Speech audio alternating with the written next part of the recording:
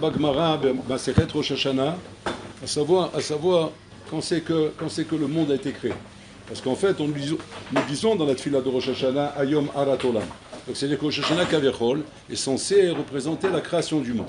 Et la Gemara ramène Mahloket, Rabbi Eliezer, Rabbi Yehoshua, quand c'est que le monde a été créé. Okay? Rabbi Eliezer dit que le monde a été créé à Tishri, et Rabbi Yehoshua dit non, le monde a été créé à Nissan.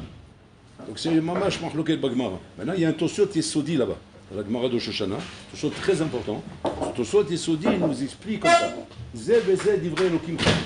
Tosot dit non, c'est pas une Mahloket dans la réalité, dans la Mitziout, les deux ont raison. Les deux ont raison, simplement ils se complètent. Un, il parle, c'est Rabbi Eliezer, que le monde a été créé à Tishri Bemachava, et l'autre il parle Bepoal, c'est-à-dire Bekoa ou Bepoal. C'est-à-dire que à Tishri c'est le projet, à Koshbou il a eu le projet Bemachava, de créer le monde. Okay? Mais comme chaque Koshbou, la Machava, c'est quelque chose de Hazak, donc pour ça qu'on considère que le monde a été créé à Tishri, dès qu'Hachem il a eu le projet.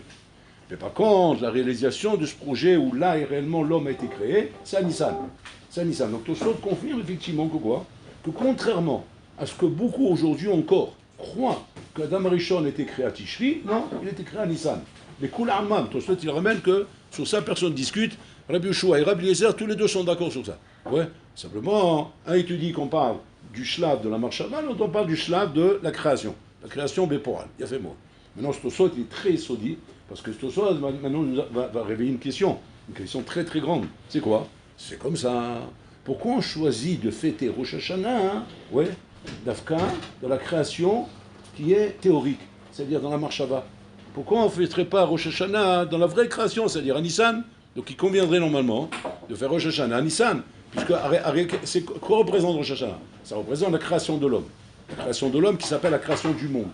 Pourquoi on appelle la création de l'homme la création du monde? Parce que l'homme c'est le monde, c'est lui le monde. C'est pas les arbres qui nous intéressent, c'est pas les poissons, c'est pas les montagnes, c'est pas les trucs, ça a aucune nafkamina. Ce qui est important de savoir, c'est la création du monde, c'est-à-dire de l'homme, qui va être le Bachir, celui qui va donner le ton dans le monde, celui qui était la matara, de créer le monde, c'est-à-dire de glorifier Hachem, et de faire régner Bola Olam. Celui qui est censé faire ça, c'est qui? C'est l'homme. Donc maintenant, c'est l'homme qui nous intéresse. C'est comme ça. C'est à Nissan qu'il fallait faire ça. Parce que cet homme dont tu parles, quand c'est qu'il est sorti réellement? À Nissan, il est sorti. Il n'est pas sorti à Rosh Hashanah et à Tishri. Pourquoi on fait Rosh Hashanah à Tishri? Pourquoi on fait comme ça, Rabotai? Parce qu'en vérité, Rosh Hashanah, c'est Yom Adin. Yom Adin. C'est-à-dire c'est un jour de din. Et pourquoi Rosh Hashanah Yom Adin? Parce qu'il reprend la création du monde. Et quel rapport la création du monde avec Yom Adin?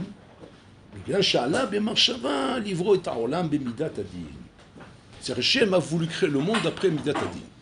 Et comme Hachem a voulu créer le monde d'après la Midat Adin, c'est pour ça que quoi? Que la création du monde, c'est le din. Et Rosh Hashanah, c'est le din qui représente la création du monde, qui est Allah Bemarshava, Livro Tarolam et Midat Adin. Il y a fait mot. Les Maaseh, le Olam ne fonctionne pas qu'avec le din. On est Mitzaref, Midat Rahamim. Donc c'est-à-dire c'est un combiné des deux. Mais où est-ce qu'on est dans le din à fond la caisse? C'est au moment de la création du monde. Quand ça? À Tishri, pas à Nissan. Nissan, c'est déjà un Tzilouf al-Rachamim. Là-bas, déjà, on a l'association de Rachamim. Mais là où le din est à fond la caisse, c'est quand? C'est à Tishri. C'est là-bas que le din est à fond la caisse. Seulement la question qu'on a, ok, c'est bien tout ça. Mais là-bas, c'est Bemarshava. Là-bas, c'est pas Beporal, c'est pas dans la réalité. L'homme, il n'est pas là encore. Alors, effectivement, qu'au niveau du din, qui correspond au Yom Adin, qui est Rosh Hashanah, qui est censé être le Yom Adin par rapport à la création du monde, où on parle de din. Alors c'est vrai que là on parle de din, c'est à Tishri. Parce que là-bas, Allah Bemarshava, Livro et Tarolam Bemidat Adin, et c'est Medouyak dans les mots. Allah Bemarshava, parce qu'on est dans la Marshava là-bas, selon Rabbi Eliezer. Donc Allah Bemarshava, Livro Tarolam Bemidat Adin. Ra'a She'ena Olam Yachol Amolbo. Hachem a vu que le monde ne peut pas tenir qu'une Midat Adin. Quand il est arrivé à Nissan, il a été Mesalef Midat Rachamim. Il a fait mot. Donc ça nous explique pourquoi on fait Rosh Hashanah à Tishri. Il reste une question, que là-bas on est encore dans la Marshava, on n'est pas dans le Poran. Est-ce qu'on peut imaginer, Rabotai, un Yom Adin, les Gabé Marshava, et qu'est-ce que ça veut dire vis-à-vis de nous? Mazé Omer Klapenu, Rabotai. Alors c'est une grande nafkamina ça. C'est une grande nafkamina si Rosh Hashanah était là ou était là. Parce que première nafkamina par rapport au din, deuxième nafkamina du travail que nous on a à faire. C'est pas la même chose. C'est pas la même chose si Rosh Hashanah il avait été là-bas ou il avait été là, par rapport à notre avoda. C'est-à-dire que quand on se place maintenant dans Rosh Hashanah Betishri, qui est Allah Bemarshava. Ouais, par rapport au din, c'est-à-dire que toute la avoda, elle est Bemarshava. Qu'est-ce que ça veut dire ça? Qu'est-ce que ça veut dire que la avoda est Bemarshava? Quoi, il n'y a pas de poural, on n'est pas Bepoural, on n'est pas dans l'action, on n'est pas dans le Haïkar Midrash et la Maasé, on est dans le Maasé, on n'est pas dans la Marshava. Mazé Omer, qu'est-ce que ça veut dire que la avoda, elle est dans la Marshava, Rabotaï? Alors, dans toutes choses dans la vie, même chez l'homme, c'est comme ça, Rabotaï, Yesh Marshava Kodem Maasé. Sauf Maasé, Marshava Trila. C'est comme ça, dans toutes choses. Même dans les choses les plus banales de la vie. Tu prévois un voyage, je ne sais pas moi, en Israël, Yesh Marshava, Yesh Maasé. Mais sauf Maasé, Marshava Trila. Donc il y a une Marshava qui t'a amené à ce Maasé. Il n'y a pas un d'avoir casé, que Maasé arrive comme ça, sauf si c'est honnête. Honnête, Rahamana Patra, le droit n'appelle pas honnête Maasé.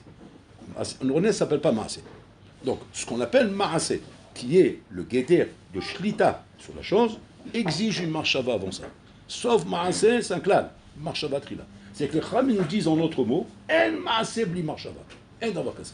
C'est pour ça qu'on est Mechayev Otra, Bishogek ou Bemezi. Alors que Béonès, on n'est pas Mechayev Otra. Pourquoi? C'est Maasé bli Marshava. Et là où il n'y a pas de Marshava, il n'y a pas de din, on ne peut pas te juger. On ne peut pas te juger. Mais comment? Mais il a tué sans faire exprès, Béonès, il a tué son copain. Il n'a pas pensé à ça. Donc il n'y a pas de pensée, il n'y a pas de Maasé. Ça ne s'appelle pas Maasé. La Gdara de Maasé n'existe que s'il y a une Marshava. S'il n'y a pas de Marshava, il n'y a pas de Gdara de Maasé. C'est pour ça qu'on est Rahman Abatri. Maintenant, Shogeg ou Mezig, Yesh Maasé. Mais pourquoi il y a Maasé? Parce qu'il y a Marshava. Même dans Shogeg, Yesh Marshava. C'est un tout. Un homme qui allume la lumière sans faire exprès pendant Shabbat, c'est qu'il y avait une Marshava d'allumer la lumière. On va comprendre ce que ça veut dire. En tout cas, c'est ça le chose. Et par rapport à ça, tu dois corriger ce Maasé. Pourquoi? Parce qu'il n'est pas Goum, mais Marshava. Il y a un gamme de Marshava dans ce Maasé. Il y a une Marshava Psoula. Marshava Barmenan, qui est pogel dans ce Maasé. Et par rapport à ça, il faut réparer. Il faut réparer le Maasé. Bien que toi, tu peux nous jurer, puis tu n'as pas fait exprès. Je suis rentré dans les toilettes, par habitude, j'ai allumé. Tu étais messiarda de Shabbat. Donc ta Marshava, elle n'est pas en accord avec ce que tu es en train de vivre ici. Tu es dans le Chol. Et comme tu es dans le Chol, tu as allumé la lumière. Parce que si tu étais dans une Marshava de Shabbat, tu as allumé la lumière. Toi-même, tu le dis. Si j'ai pensé que c'est Shabbat, je ne l'aurais pas allumé. Et pourquoi tu as allumé? Parce que je connaissais Chol. C'est ça le problème. Ou bien, tu crois que la Melacha, elle était mouteret. C'est-à-dire que tu n'as pas étudié. Tu as l'Olamata. Alors, il n'y a rien à mettre. C'est des Marshava de croire que cette chose-là n'est pas une Melacha. Mais Kitsour, tout est lié avec la Marshava. Si c'est comme ça. Maintenant, on va comprendre un peu mieux maintenant le din qui se fait d'Afkan, Betishri, que Allah Bemarshava. Que là-bas, c'est la Marshava. Ma Allah Bemarshava chez la Kadosh Baruch. Livro et Ta'olam Memidat Ad-Din. Ma ze kavana livro et Ta'olam Memidat Ad-Din. C'est-à-dire de créer un homme qui est parfaitement le projet de ce qu'Hachem voulait ici. C'est quoi le projet qu'Hachem voulait ici? Un homme rabotaï qui va être capable, de dévoiler la malchoute d'Hachem dans le monde. C'est-à-dire que quand on va voir cet homme-là, on va voir Selem Elohim, tout ça on va dire c'est malchoute Hachem. Ça représente la malchoute Hachem. Pas un kelb ou un hamar que quand on le voit, on voit tout sauf la malchoute Hachem. Ouais, comme aujourd'hui on voit dehors, on voit des phénomènes de toutes les couleurs, de toutes les formes, ça représente tout sauf la malchoute d'Hachem. Ça représente la jungle, ça représente le Tarzan, ça représente les singes, tout ce que tu veux, mais la malchoute d'Hachem, on ne la voit pas. La malchoute d'Hachem, c'est quand on parle déjà de Tselem Elohim. Rav Herrera, je me rappelle à Aix-les-Bains, Rav Herrera, c'est, je témoigne, toujours le sourire. Incroyable. Toujours le sourire. À croire qu'il n'avait jamais de problème.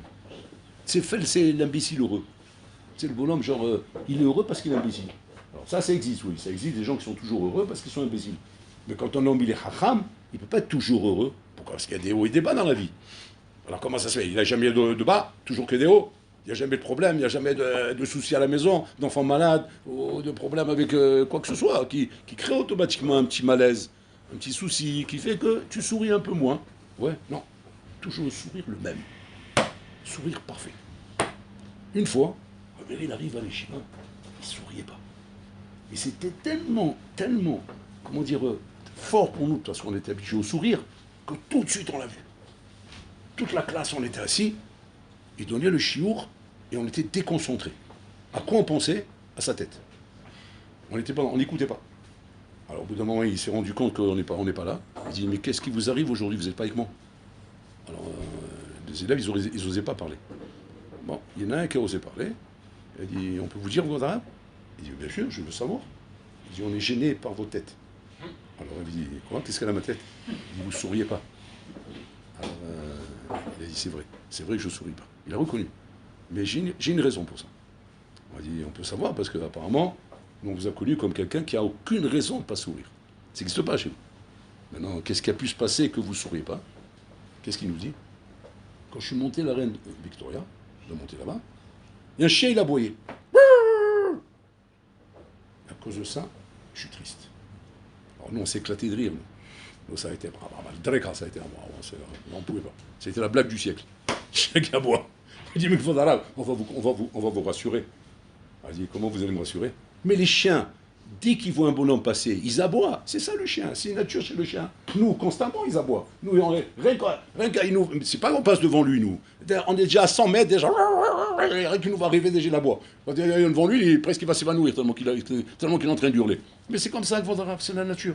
Donc, il faut vous détendre, Vodarav. N'ayez pas peur. Donc, ne vous inquiétez pas. Ça arrivera encore. Donc, je vous en prie, Vodarav, on veut votre sourire. Il nous regarde comme ça, il dit, c'est comme ça que vous réfléchissez? Un chien aboie? Rien d'avoir quasi un chien n'aboie pas. Il y avait un endroit où normalement Hazaka qu'ils auraient dû aboyer, c'est quand les Israéliens sont sortis d'Égypte. Parce que là-bas il y a tellement de mouvements, c'est quand les chiens ils voient trop de mouvements, ils s'excitent les chiens, ils deviennent fous, ils commencent à aboyer. Et là-bas les chiens ils sont comme ça. Bougez pas. Et pour ça qu'Akshbo il a dit, ils sont méritants. Maintenant quand il y a une névéla, c'est une mise à le dos aux chiens. Pourquoi? Parce qu'ils n'ont pas aboyé quand les Israéliens sont sortis d'Égypte. On leur donnait un bonus. C'est-à-dire que tu vois que quoi? Que quand un chien il voit Tselem Elohim, il voit la Shrina, il n'aboie pas. Il se met au garde à vous. Et c'est comme ça tous les animaux, c'est pas que le chien. Le chien, pourquoi on prend le chien? Parce que le chien, c'est marqué dans la Gemara, ou Az Sheba Hayot. C'est l'insolent des animaux, parmi les animaux. Il est insolent que même vous avez les bassets, vous connaissez les bassets? C'est le petit basset, c'est la saucisse là. Je sais pas, c'est comme ça. Ouais, le basset, lui c'est l'insolent, mais par excellence, lui c'est un insolent chez Rahel.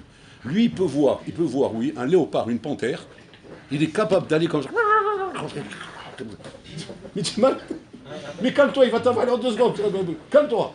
Eh bien, tu vois comme c'est commencé avec toi, tu as envie de mettre un coup de pied. Il vient quand il mord les pieds même, parce qu'il ne peut pas aller plus loin. Il ne peut pas aller plus haut, il a avec les pieds. Lui. Mais c'est l'insolence des chiens à Rabotaï. Insolent. Et là-bas, il dit, Vadaï, que ça, si le chien il a aboyé, c'est parce qu'il n'a pas vu chez moi de Selem Enoki. Comme s'il dit, là, il nous a arrêtés. Il dit, qu'est-ce que veut dire? C'est quoi que vous qu'il n'a pas vu de Selem Enokim? C'est que j'ai fait quelque chose que le chien a repéré, que j'ai plus le Selem Enokim. Nous, on ne voit pas ça. Nous, on se voit à la glace, on voit toujours notre tête. Imagine-toi qu'on verrait ça. C'est-à-dire que quand tu te mets à la glace, ouais, demain matin, quand la veille, tu as fait iloula avec de l'alcool, ouais, et le lendemain matin, tu vas te regarder à la glace, oui, normalement, tu ne vois plus le Tselem Elohim. C'est quoi le plus voir Tselem Elohim? C'est-à-dire que tu vois une face de chien. Ça fait peur, hein, le Ramban, il dit, si quelqu'un il a les yeux pour voir, il va être effrayé de te voir. Il doit être dérangé par ton visage. C'est-à-dire qu'il sera obligé de faire Shmirat Enaim. Comme c'est dit le Ramban. Je ne parle pas parce qu'une gonzesse. Shmirat Enaim du bonhomme.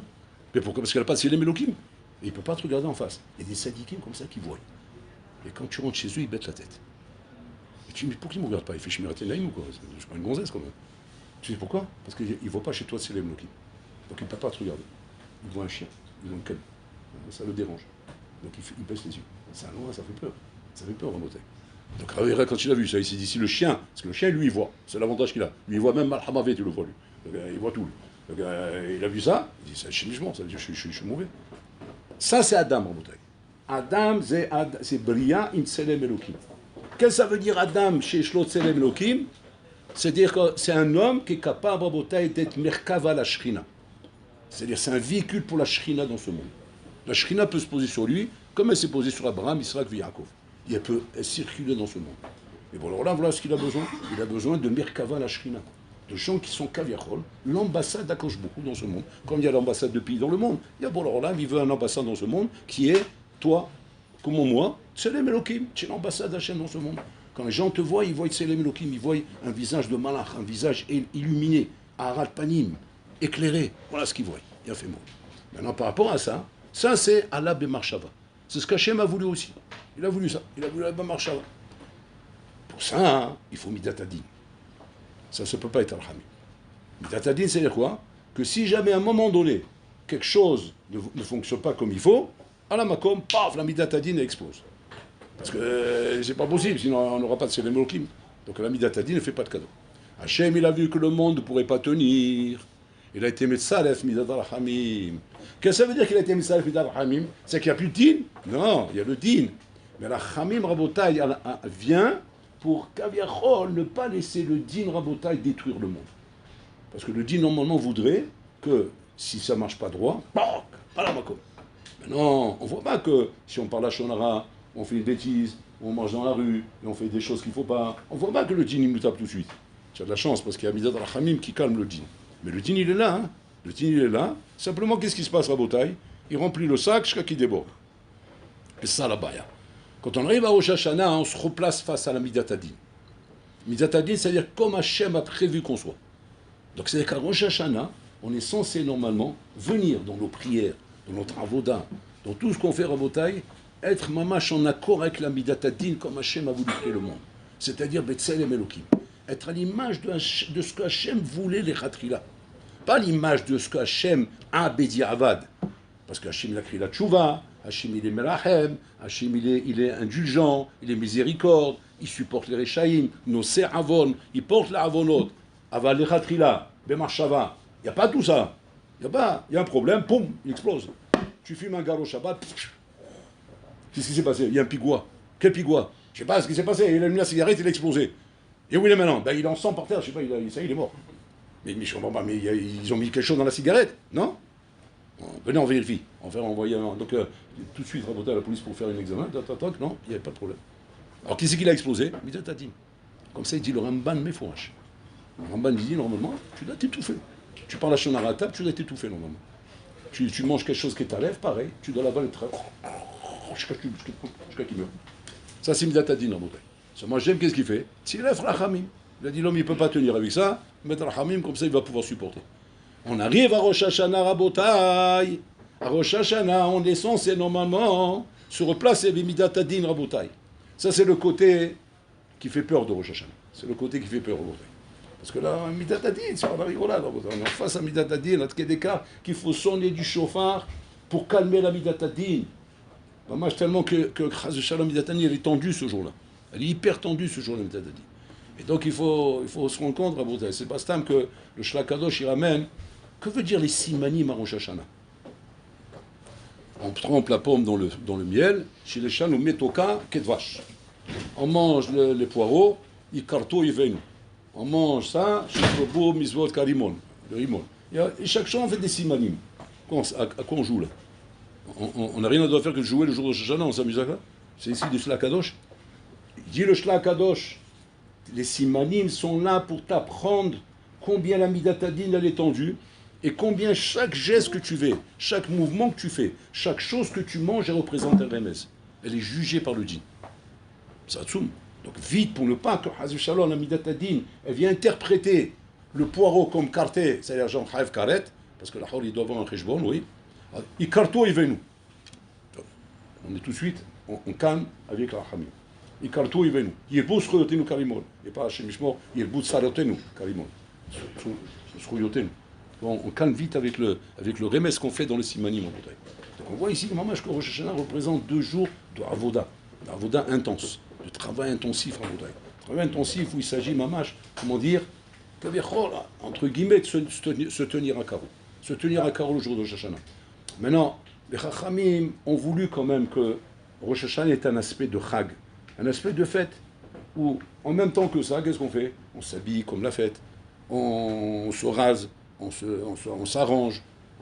Un homme qui aurait un procès comme ça, Habibi, mais il se rase plus, il s'arrange plus, il s'habille plus, il vient comme un clochard tellement qu'il est dépressif, tellement qu'il a 2 doigts de péter un câble en bouteille. Et là on vient comme ça, pimpant, et on sort de la synagogue, bonne année, et on va s'asseoir manger, et on mange, bon Rachet, mais on est content, et on fait la fête, etc. Rouler. C'est l'air. Mais pourquoi tout ça rabotaille? Pour te montrer que quoi, que Bololam, Kaviachol, malgré tout ça, ouais, votre item, et Bololam veut pour toi que ton bien. Mais nous, maintenant, Rabotai, on doit montrer de l'autre côté le sérieux qu'on doit avoir dans ça. Et comment on doit prendre ça très au sérieux. Donc, le Rosh Hashanah Rabotai, ça doit être effectivement pas un jour de stress, pas un jour de chigan, on va péter un câble. Mais de l'autre côté, Rabotai se rend compte que c'est pas une blague. Rosh Hashanah, c'est très sérieux. Ça représente Marshava Midatadin. Et Midatadin, c'est-à-dire qu'on se projette face à quoi, Rabotai? Face à la notion du din qui est le jour de Rosh Hashanah. Là-bas, il n'y a pas de place à autre chose que le din. Il n'y a rien d'autre que le din. Donc voilà, tu dois faire attention, ce jour-là, de ne pas te mettre en colère. On raconte sur la Bible d'Aftaya que le jour de Rosh Hashanah, une fois qu'il a fait sa prière à la synagogue, il était Kodesh Kodashim, Malach Hashem Tsevakot, un ange ambulant. Il entre à la maison avec les pamalia, avec l'escorte, avec sa toge, comme ça, il avait une toge. Pamalia Shima, là. Et il avait l'habitude toujours d'inviter des invités. Donc il avait quelques invités, pas des invités de luxe, des invités de pauvres. C'est des vrais pauvres. Des vrais pauvres. Pas des pauvres un petit peu comme ça, non, vraiment des vrais pauvres. Et sa table était comme ça, pleine d'invités, de pauvres, de gens qui mettaient à sa table jour de Rosh Hashanah. Il avait cette habitude, jour de Rosh Hashanah. Donc, il arrive à table, le jour de Rosh Hashanah, pour s'asseoir maintenant. Et maintenant, il y a un pauvre là-bas, hein. Je ne sais pas comment il s'est arrangé. Il a fait bouger la table, je ne sais pas quoi. Ouais. La bouteille de vin, elle est tombée. Tout éclaté. Le vin, il a éclaboussé sur la toche du Rabbi Aftaya. Il est devenu tout, felsmazé, tricolore. Bon. Aftaya, il ne bronche pas. Il garde le sourire. Tout va bien, bon, première épreuve. Maintenant, donc, il demande maintenant à sa femme, amène une bouteille de vin, comme ça on va faire. Il dit, on n'a plus de vin. Il n'y a pas de vin. Bon, donc il n'y a pas de kidouche sur le vin. Alors qu'est-ce qu'on fait? On va faire kidouche sur le pain. Rosh Hashanah. Bon, très bien. Maintenant, il prépare. Donc, comment on fait pour faire kidouche sur le pain? Il tire ses daïms, etc. Et on fait kidouche sur le pain. Mais qu'est-ce qui s'est passé? Alors, le pauvre là-bas qui était là-bas, je ne sais pas comment il s'est arrangé, il a fait tomber la chala, et la chala, boum, elle s'est coupée en deux. Donc il n'a plus la Mishné. Bon, c'est pas grave, bon, c'est un idou misva les Mishné Yom Tov, bon, etc. Allez, on fait ce qu'il y a. Il y a un morceau de pain complètement. Bon, il fait ça, il commence les simanim, et sa femme, elle était très inquiète. Très inquiète parce que, au Shashana, tu veux ou tu veux pas, même si on n'est pas superstitieux, c'est le jour des simanim. Ouais.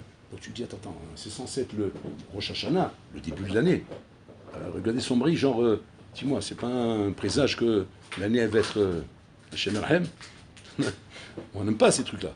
Ouais, on aime voir que tout est bien, qui montre que tout va aller bien. Si déjà Rosh Hashanah ça commence comme ça veut dire qu'imagine-toi le compte qu'il y a avec toi, qu'on ne peut même pas donner un délai. Il faut que ça commence tout de suite. Tellement que le compte il est grand. Donc, Habibi, là, ça veut dire, imagine-toi ce qui t'attend maintenant. Et il bouge pas, Aftaya. Il bouge pas. Bon, ils ont fait les simanim, ils ont fait tout, kidouche, moutsi, on commence le repas. La maîtresse de maison, elle vient avec le plateau comme ça de poisson, pour emmener à table comme ça. Et je ne sais pas comment elle s'est arrangée. Il y avait quelque chose par terre, comme une peau de banane, je ne sais pas ce qu'il y avait par terre.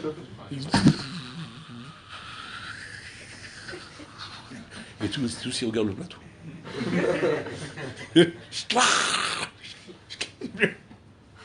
Très bien. Bon, ils ont balayé bon, le plateau, tout à la poubelle. Bon, il n'y a pas de poisson. Bon, on va servir la viande. Elle va pour servir la viande. Elle dit, la viande elle a brûlé. Tout est cramé, c'est carbonisé. Il dit, il n'y a pas un petit peu comme ça, kazaït? Il dit, carbonisé. Elle lui dit, c'est trop étrange, ça me fait peur. Carbonisé. C'est un peu, bon, ça va, ça colle, ça peut coller. Mais carbonisé, c'est-à-dire c'est du charbon. C'est même pas. Bon, qu'est-ce qu'on fait? Je sais pas. Manger du pain, voilà. Pas le vamel artoural. Il a mangé du pain comme ça. Bon, il a fini comme ça, Rosh Hashanah. Rosh Hashanah comme ça. Et ça s'est passé comme ça les 2 jours. Donc pour lui, ça y est. Cette année, il faut se préparer. Casque intégral, ouais. Le pare-balles, préparé à l'offensif. Ou Me'id, chez Loayalo Shana Metuka Vemutzlachat, plus que cette année. Jamais il a une année aussi belle que cette année. Qu'est-ce qu'on apprend de là, Rabotai? Tu apprends de là, Allah ve'marshava livro et haolam mitatadin. Là, on n'est pas dans tes plans. L'homme, il n'existe pas encore. On est dans la marshava. Dans la marshava de qui? De Bol Olam. Arbe marshavot belevish. Fa'atzat Hashem itakum. Plus l'homme, il se projette dans la marshava d'Hashem. de dire je suis pas dans mes plans, je suis dans tes plans, Hachem. Ce que toi tu veux, c'est ce qu'il y aura. Comme un Avraire qu'on raconte qui devait passer Shabbat chez ses parents, Rosh Hashanah chez ses parents, et donc il était avec sa femme, et c'est un jeune couple. C'est un jeune couple. Ils avaient 5 enfants. Mais tout est petit, tout zarbot. Tu vois, c'est le plus grand est genre 5 ans, 6 ans, 5 ans, 4 ans, 3 ans, 4, 3, 2, 1, 0. C'est des phénomènes, quoi. C'est à cet âge-là, c'est genre... la femme, ce qu'elle a, en plus, était enceinte. Alors, elle ne pouvait pas prendre, alors on lui prenait les valises. Ils sont sortis de la maison à la dernière minute. Dernière minute. Et déjà, presque la sonnerie va sonner, parce que c'est dans les villes religieuses, il y a la sonnerie. Qui monte sa main, la fête, elle est rentrée. Et il sort avec sa femme, ils courent pour arriver vite chez les parents, etc. Parce que la femme, il faut la poser là-bas. Et que lui, après, il sort pour aller à la prière. Vous voulez. Il voit que ça y est, tardi. Wow. Il est avec sa femme dans la rue, avec le truc, le balisa, avec la valise. Qu'est-ce que je fais maintenant? Attends, il faut que j'aille prier. Il faut que j'aille prier. C'est bon, il faut que j'aille prier quand même. Alors il dit, tu sais quoi? Elle dit, va prier. Ouais. Elle dit, je m'assois sur le banc ici dans le jardin. Et quand tu finis de prier, tu viens me chercher. Parce qu'elle ne pouvait pas, elle était enceinte. Elle s'est assise sur le banc comme ça. Et il est parti prier. Mais il ne trouve pas de minyan. Là où il était, il n'y a pas de minyan. Il ne trouve pas de synagogue. Il demande. Il y a une synagogue. Synagogue Thémani. Vous connaissez cette synagogue Thémani? Maintenant,